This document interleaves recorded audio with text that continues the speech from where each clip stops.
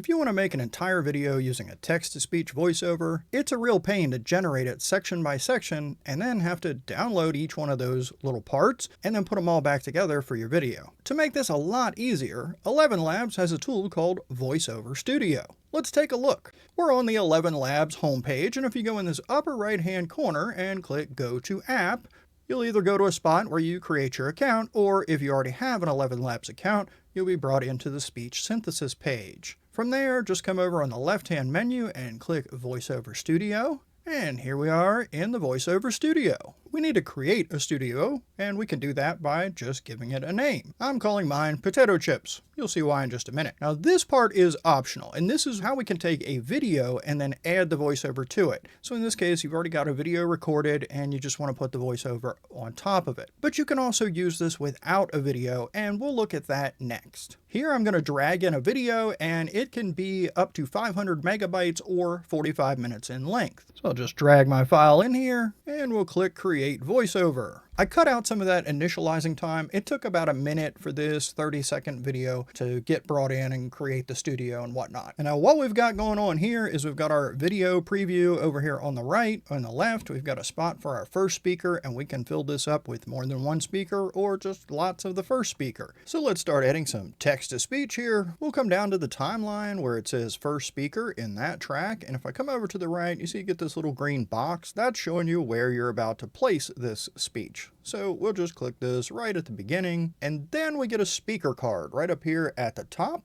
And this is where we'll type in what we want this first speaker to say. I've got my script worked out, so I'm just going to click up here in the box and press Ctrl V to paste it in, and then I'll say generate audio. Down here on our timeline on this first speaker track, it has generated this audio to keep things clean so I know what's going on here. This name, first speaker, I'm going to rename that to my first speaking character, who is Chip. Creative name for a potato chip, right? And I also want to go ahead and set up the voice for this track.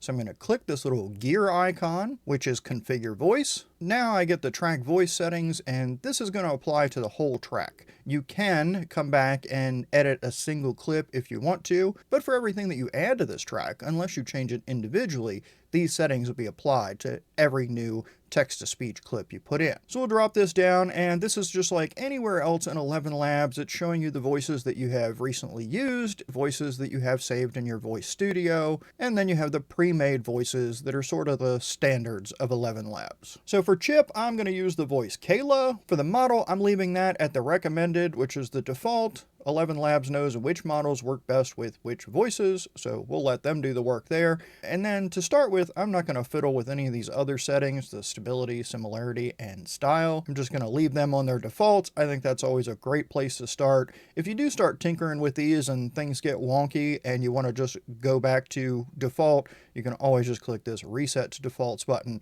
and it'll move all these sliders back where they recommend. Let's close that out. So now we've got this track labeled as Chip is its name, and we've set up how we want the voice to be for Chip. And it shows now that our first audio clip here that we generated is stale, and that's because we made a change to the voice configuration. So if we just click this little refresh button here on the clip, it will regenerate that audio using the new settings that we've applied. Crunch, did you see that? Another one just got picked. Crunch is obviously the name of my other character. That's who Chip is talking to. So since I want another speaker here, I'm going to come down on the timeline at the bottom, and I'm going to click this Add this voiceover track button, and it gives me something called New Voiceover Speaker. I'm going to change the name of that to Crunch, and then we're going to click on the gear icon to configure this voice. And for Crunch, I'm going to use Jasper. I'll leave everything at the defaults and go ahead and close that. Now that that's set up, I can come click on the timeline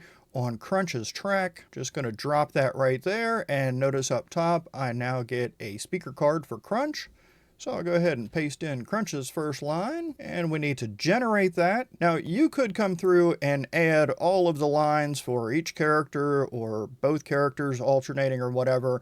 The problem with that is that you won't have an idea, unless you're a lot smarter than me, you won't know exactly how long this little speech clip is going to be, so you won't really know where to place the next speech clip. And if you put them too close together, ElevenLabs is going to think that that's where you want them, and so it's going to try and squeeze that speech into the little bit of area that's available, and it's going to come out weird. So the best way to do it is one clip at a time. So let's hear what Crunch had to say. I know, Chip. This is the third one in the last 5 minutes. Who's next? He's a little anxious, but that's fine. Time for Chip's next line, so I'll just come down to the timeline and I will click, paste that in, and generate. See what we have. Oh no, that was Crispy. He was just talking about his plans for the future. If you're not crazy about the way that came out, you can hit the refresh button here, and we can play through again. Oh no, that was Crispy. He was just talking about his plans for the future. I like that better. It was a little bit faster. It made more sense. Let's grab Crunch's next line, and I will put that right about there. Go ahead and generate that. Sure. Stay cool, Chip. Maybe she'll be full soon. Time for Chip. Let's drop him in and generate. Soon. Full? Look at the size of her hand. We don't stand All right, that one definitely overlapped a little too much, so I'm just going to move it out of here. Full soon. Full? Look at the size of her hand. We don't stand it. All right, another spot for Crunch. And if you're not doing the Control V, you can always right-click your mouse and click Paste. Generate that. Oh, Paprika, please don't let it be us. Yeah, I didn't like the way that sounded at all. I don't want paprika. To me, that should be pronounced paprika. I'm going to try and use a phonetic spelling. I'm also going to use an exclamation point instead of a comma, and then we'll start a new sentence here. So I just spelled out paprika in a different way that maybe he'll pronounce it right this time. So if I don't want to come down here and hit the refresh, I can also regenerate this right from the speaker card, and it won't add a new clip of this. It'll just regenerate the one that's there. Oh, Paprika, please don't let it be us. That sounds a lot better. Back to our friend Chip here. Generate that. If we go, Crunch, we go together. That sounded a little slow to me, and I'd like it to come across a little bit more hurried. So if we click on this clip here on the right handle and we drag it in just a little bit, making it a little bit faster, if we just click regenerate at this point, it's going to take the liberty of stretching it out as long as it thinks it needs to be. But if we right click on this, we have the option to say generate audio fixed duration, which means it'll stay within the confines of exactly how long we have that clip.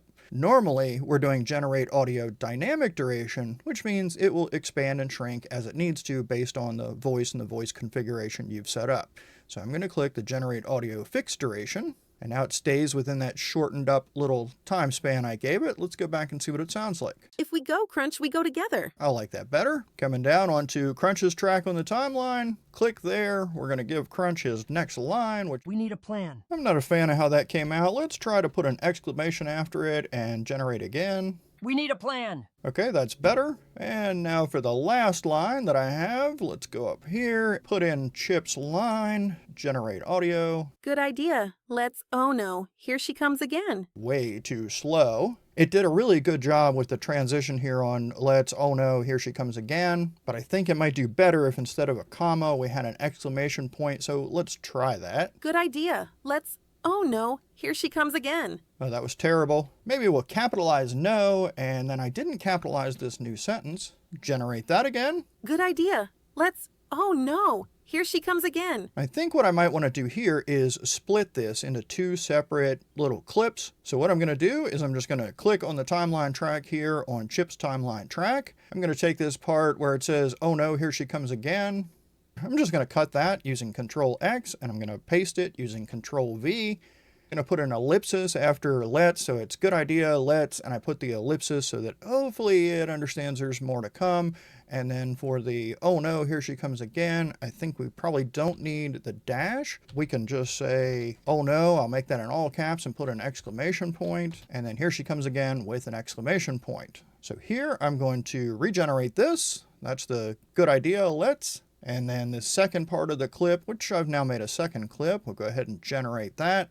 And I want to drag this over and put this second part right next to the first part. Let's see. Good idea. Let's, oh no, here she comes again. And you know what we could do? I'm going to have Chip start to say, good idea, let's, and then I'm going to move this line, the oh no, here she comes again, down to Crunch's track so that that'll be Crunch's line now. So let's go back and play through that. We need a plan. Good idea. Oh no, here she comes again. So even though Crunch's track, we set up these track settings that have the voice selected and the voice configuration, since I brought this down, since I just moved this clip down from Chip's track where those settings were applied, it didn't inherit the track settings here. But if we regenerate, Oh no, here she comes again! now it inherits the track settings, and our line that we had originally for Chip has been moved to Crunch, and we're in good shape. Now I want to add some sound effects. So I'm going to add a sound effects track. I'm just going to click somewhere on that track, probably right here at the beginning. And what do we want this sound effect to be? Well, I want it to be a potato chip bag rustling and generate audio. Crunch, did you see that?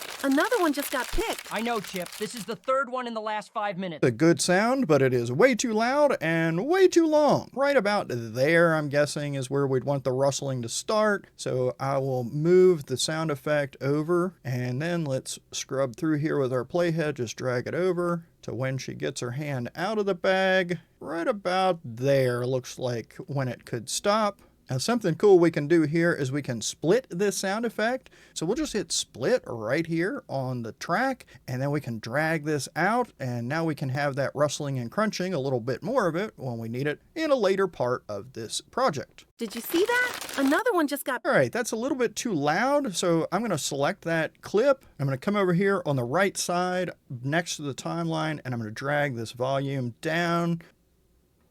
Right about here is when she's reaching in that bag again, so we'll do a crunchy crunch over there. Right about there is where we want to stop that crunch, so we'll click this split button and we'll drag this out. And that's the last time she goes in the bag, so I'm just going to delete this extra little snippet. Now this one's going to be way too loud, so we're going to drag that volume down, see if it works. We need a plan. Good idea. Oh no, here she comes. When he says, oh no, here she comes again, I really like that to be when her hand is reaching toward the bag or in the bag. You know, when it's actually coming at them. So I'd like it to be somewhere around this mark. So in order to make that work, I either have to have these guys talk faster or get rid of part of their words. All right, as I look back, this line of crunches that says, I know, Chip, this is the third one in the last 5 minutes. Who's next? I don't think we need this is the third one in the last 5 minutes. That seems like a pretty slow pace to eat chips if you ask me. So I'm just going to get rid of that part and I'm going to regenerate that. I know, Chip. Who's next? I don't like the way that read. Let's regenerate again. I know, Chip. Who's next? Okay, that's a little more in line with what we're doing. All right, so let's bring this back over. Can bring all these down. Yeah, Oh no, here she comes again. Oh, now he's coming in a little too hot. So let's move him out. Oh no, here she comes again. All right, maybe there would be good. Line these back up. Oh no, here she comes. And with some wiggling around, I think that's good. So we got the crunching bag here when she reaches in. Then the next time she reaches in at the end, we're crunching down there. But now we need some potato chip crunches, don't we? We go right about here. I'm going to click on this sound effects track and I'm going to click right there. And I'm going to say, eating a potato chip. Generate that sound effect. No, Chip. Who's next? Oh no, that was Crispy. He was just talking about his plans. All right, that is looking pretty good. I like the way that came across, you know, the hard crunch and then the crunch, crunch, crunch. We can do some other things here if we wanted to, because I don't like that we stop hearing her crunch as she goes along. We can stretch this out. Now, if we do that, it will change the pitch, but let's see what happens. Chip, who's next? Oh no, that was Crispy. He was just talking about his plans for the future. Stay cool, Chip. Maybe she'll be full soon. Full? Look at the size of her hand. We don't stand it. That's a little too slow, so let's bring that back. And it wants us to regenerate, so we'll go ahead and do that. I know, Chip. Who's next? Oh no, that was Crispy. He was just talking about his plan. Yeah, I don't like that at all. Try this one. I know, Chip. Who's next? Oh no, that was Crispy. He was just talking about his plans for... Another way that I can get the crunching sound to be a lot longer than this short little clip here is I can just come down and click on that, right click it and say copy clip. And then anywhere that I hover my mouse on the timeline, it's showing me how long I need, the space I need. So like it won't let me put it here because it'll overlap another one. It won't let me put it over to the right because that would overlap another clip, but I can put it somewhere in the middle. So maybe I'll put that here toward the end, and that doesn't need to regenerate because it's just copying this first one. Let's make another crunching sound effect. We'll click right here on our timeline on the sound effects track. I'm going to say eating a crunching potato chip. Since I don't need to hear the character's dialogue when I'm checking out how these sound effects are working, I'm going to come over here on the sound effects track and I'm going to click these little headphones, which will solo the track, which means it's only going to play this particular track. And you could do that with any of these other tracks. If you just wanted to hear one of your characters, you just click those little headphones and it will mute every track except for the one that you have soloed. It's okay. Let's regenerate. I think we can do better. I think we'll keep that one. I will just drag it over here right next to this one. I'm going to go ahead and copy it, and then I'm going to come over and paste it in right about here. And we'll copy it again. And will it fit there? Not quite. Let's stick it out here for the moment. Let me drag this one in, make it nice and tight. Bring this one over. Maybe move this one down. We can make room for this. I think I'll go ahead and trim this one off. So I'll grab my scissors and grab this right side and pull that in. Trim is cutting off. In this case, I'm cutting off the end by trimming from the right. And the difference is if I didn't have those scissors selected and I wasn't trimming, it would be compressing the length of the entire clip. And I'm not trying to compress the length and make it go faster. I just want to cut off that tail end where it's really pretty quiet. And now let's grab this and it should fit just fine in here. But it doesn't want to drag in for some reason. That's okay. I'll just hit copy, click where I want it and paste it in. And now I can come back here and just delete this extra one on the end. Now we can unsolo this. You also notice like the trees are blowing in the wind back there. So maybe we want to add another sound effect track. So we can just come down on our timeline, click add sound effects track, drop something in here. I'm going to go ahead and solo this track because I really just want to hear what this breeze sounds like. That's really subtle. I like the way that came out. So I want this sound to happen over the whole clip. So let me try dragging this all the way out. Then I'm going to right click on it and say generate audio fixed duration. And it gives me an error that it cannot generate because it exceeds the 22-second limit. All right, so we can only generate 22 seconds. So let's come back here around 20, right click, and we're going to say generate audio fixed duration. So see what it gave us. Yeah, I'm liking this. This is lining up. Yeah, this is lining up really well. Now I can't just copy this at 20 seconds long. If I try and drop it in next to the original, I will get an error message saying that it would overrun the track you're trying to place it in. So it's going to be longer than what the video track is. But we've got a workaround for that, not a problem. I'm just going to come over here to our clip that I wanted to copy, and I'm going to click the split button. Split that, so I now have a smaller clip. I'll copy that clip, and then I will come over here to this area and I'll drop it right there. Now, why on earth it decided to shorten that up, I really have no idea. Maybe I can stretch it out. All right, let's try that. All right, yeah, we're fine so far. I'm good with that, and I like the fact that over here where we paste it in, it's underneath where the bag is rustling, so it shouldn't be very noticeable. I also want to lower the volume on all this. Now, I don't see a way to do that for the whole track at one time, so I'll just click on a clip here and bring that down, and then we'll grab this one and do the same thing, and then we'll grab this one and do the same thing, and then we'll come down to the first one here. With that done, we're going to unsolo this track so we have everything playing at the same time.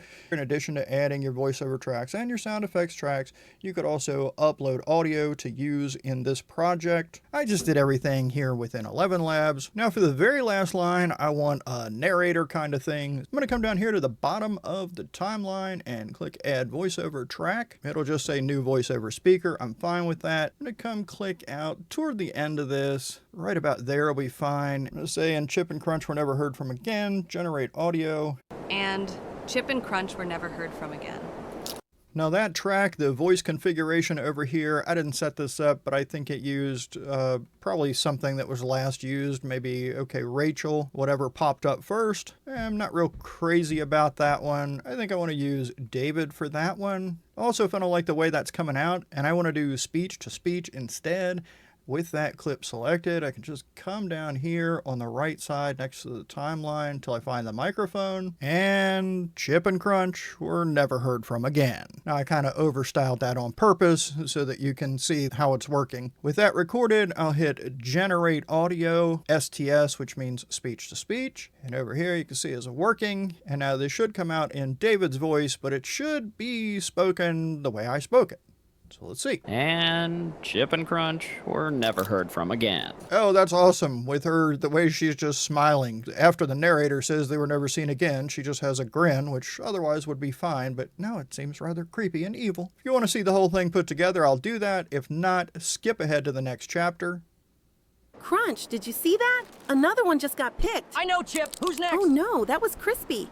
He was just talking about his plans for the future. Stay cool, Chip. Maybe she'll be full soon. Full? Look at the size of her hand. We don't stand a chance. Oh, Paprika, please don't let it be us. If we go, Crunch, we go together. We need a plan. Good idea. Let's... Oh no, here she comes again. And Chip and Crunch were never heard from again. Alright, so my crunch sounds are a little bit off there. I could fool with that, but I'm not. Because after all, I'm not trying to use this for anything. Now, if I'm happy with this, but I want it in some other languages, no problem. Just come down here and click this little plus button and pick a target language. Let's do German, add that language, and in a very short period of time, it has just recreated this entire project only in German. Now this is working just like the dubbing studio in ElevenLabs does, where it brings in your transcript. That's all these speaker cards that it already had. It translates them from the original language to the target language, and then after it translates, then it creates the text-to-speech. And it's done that for every one of these speaker cards, so all these clips on the timeline. Now I do see that all of this audio that's been translated to German, that is all stale, so we need to regenerate all those. We don't have to do that one at a time though. We could just come right over here to the bottom right where it says Generate Stale Audio. Click that and it will generate all of those. Being that this is working like the dubbing studio, it is going to try and confine the length of the new language to the length of the clip from the original language. But you can certainly make some adjustments and edits to that if you want to. Now let's go back and here our German potato chips have this conversation. Crunch, hast du das gesehen? Schon wieder wurde einer ausgewählt. Ich weiß, Chip. Wer ist der Nächste? Oh nein, das war Crispy. Er hat gerade über seine Pläne für die Zukunft gesprochen. Bleib cool, Chip. Vielleicht ist sie bald satt. Voll? Schau dir die Größe ihrer Hand an. Wir haben keine Chance. Oh, Paprika, bitte lass es nicht uns sein. Wenn wir gehen, Crunch, dann zusammen. Wir brauchen einen Plan. Gute Idee. Lass uns... Oh nein! I had some pretty long spots there where my sound effects just disappeared. So I'd want to edit that up a little bit, make it pretty, and maybe make some adjustments. I don't speak German, so I have no idea if that was anywhere near close.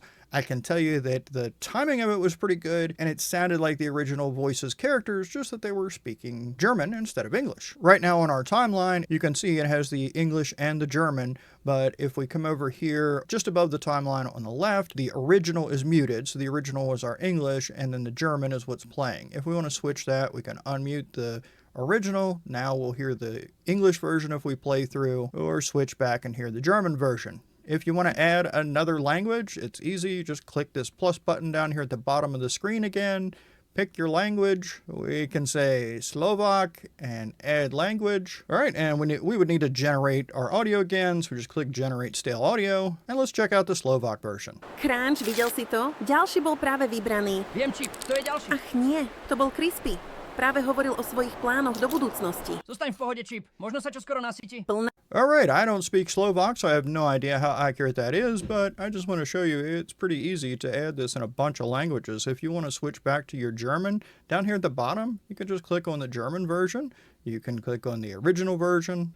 Now, when you're happy with everything and you want to export, just come over here on the bottom right corner and click the export button. You'll see any previous exports of this studio. The first drop down is where you pick the language you want to export, and you'll only see the languages here that you have dubbed your project in. So you have to create those different language versions like we just did before those will show up here. So we'll say original and then choose how you want to export. An MP4 video is the default, but you can also select a whole bunch of different options here, including if you just want your audio tracks or you want your audio clips separately, and you can even export this to a timeline and bring it into another video editor that will accept that import. And last but not least, you can download an SRT file to get the captions for this video. So if I leave that at original and MP4 video and click export, it'll take it a minute and then you'll see it start to work up top here, and you'll have this view and download option. View is you can watch the project here, and download, of course, if you want to download it. Now, taking an existing video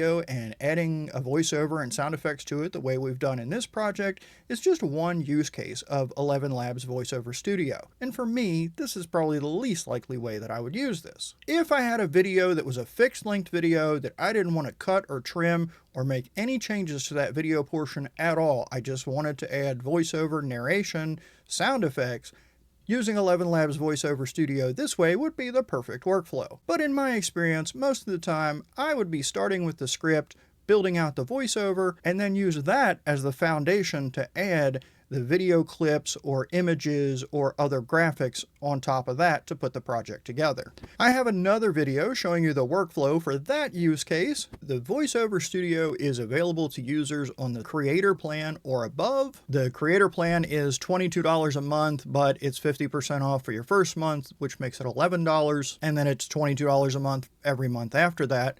That gets you 100,000 characters per month, which is about 2 hours of audio. If you haven't tried ElevenLabs yet, there is a link in the description. It is an affiliate link, which means if you end up going with one of these paid plans at some point after following my link, I may receive a small commission at no additional cost to you, and I sincerely appreciate it. Thank you. I hope this has been helpful, and I look forward to seeing you in the next video.